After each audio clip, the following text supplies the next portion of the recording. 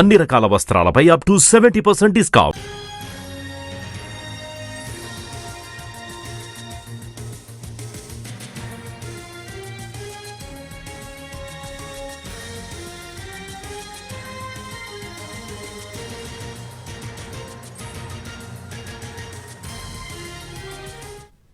AP liquor కేసులో SIT విచారణకు హాజరయ్యారు వైసీపీ ఎంపీ మిథున్ రెడ్డి. అయితే లాయర్లను మాత్రం లోపలికి అనుమతించలేదు.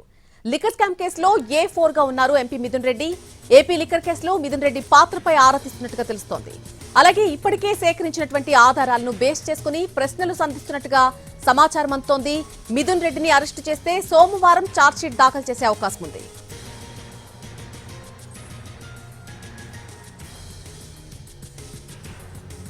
ఏపీ లిక్కర్ కేసులో సిట్ విచారణకు వైసీపీ ఎంపీ మిథున్ రెడ్డి హాజరయ్యారు. అయితే ఆయన లాయర్లను మాత్రం లోపలికి అనుమతించలేదు.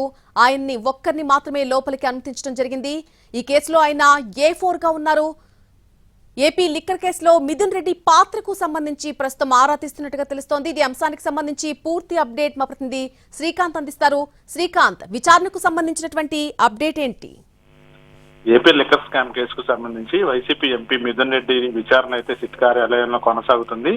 12:30 గంటల సమయంలో ఆయన సిట్ కార్యాలయానికి చేరుకున్నారు. పూర్తి స్థాయిలో ఆయన అనుచర వర్గం కానీ వైసీపీ నేతలు, మాజీ మంత్రులు, ఎమ్మెల్సీలు పెద్ద ఎత్తున మిథున్ రెడ్డితో పాటు కూడా సిట్ కార్యాలయం దగ్గరకు కూడా వచ్చారు. అయితే వాళ్ళు ఎవరిని లోపలికి సిట్ అధికారులు అనుమతించలేదు. కేవలం మిథున్ రెడ్డిని మాత్రమే లోపలికి అనుమతించిన పరిస్థితి కూడా ఉంది. ఆ తర్వాత మిథున్ రెడ్డి తరపున న్యాయవాదులు కూడా లోపలికి వెళ్లేందుకు ప్రయత్నించినా వాళ్ళను కూడా సిట్ అధికారులు అయితే అనుమతించలేదు. ప్రస్తుతం గంట సమయం పైగా సిట్ అధికారులు అయితే మిథున్ రెడ్డిని విచారిస్తున్నారు. ప్రధానంగా ఈ స్కామ్ లో మిథున్ రెడ్డి పాత్ర ఏదైతే ఇప్పటి వరకు గుర్తించారో అంశాలన్నింటినీ కూడా మిథున్ రెడ్డి ముందు ఉంచి వాళ్ళు సిట్ అధికారులు అయితే విచారణ చేపట్టారు. ప్రధానంగా కూడా ఈ లిక్కర్ స్కామ్ లో ప్రధానంగా పాలసీ ప్రైవేటు వ్యక్తుల పాత్ర, అంటే ఎంపీగా ఆయన ఎందుకు ఇందులో ఇన్వాల్వ్ అయ్యాడనే అంశంతో పాటుగా కొంత డబ్బు కూడా మిథున్ రెడ్డికి సంబంధించిన సంస్థల్లోకి మళ్లించినట్టుగా గుర్తించారు.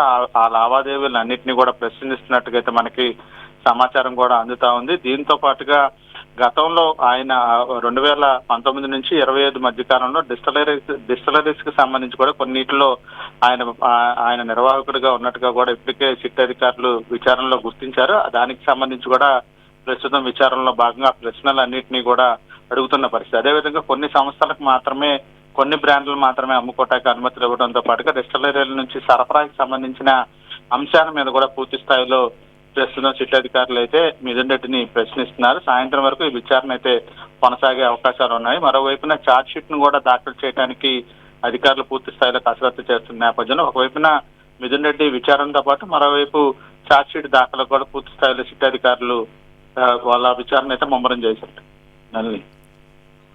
Right Srikanth, thank you for the update.